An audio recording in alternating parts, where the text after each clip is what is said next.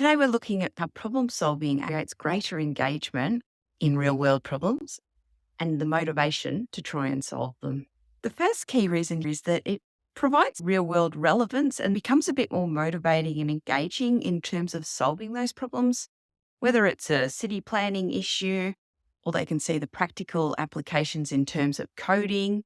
The second thing about the real world is that you are far more likely to learn and retain that learning if you've been really been involved in what you're doing.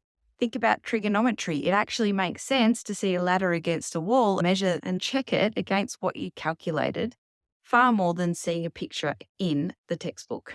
They're likely to be able to arrive at a sense of satisfaction and accomplishment if they can verify in the real world that their answer was correct.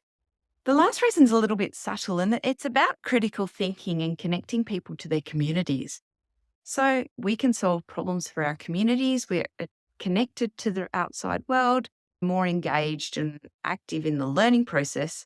So therefore, we are more likely to arrive at a novel solution. So thank you for joining us today. You can find the rest of the videos on our YouTube channel, which is Find the Gap Australia. And I look forward to sharing more with you tomorrow. Have a great day.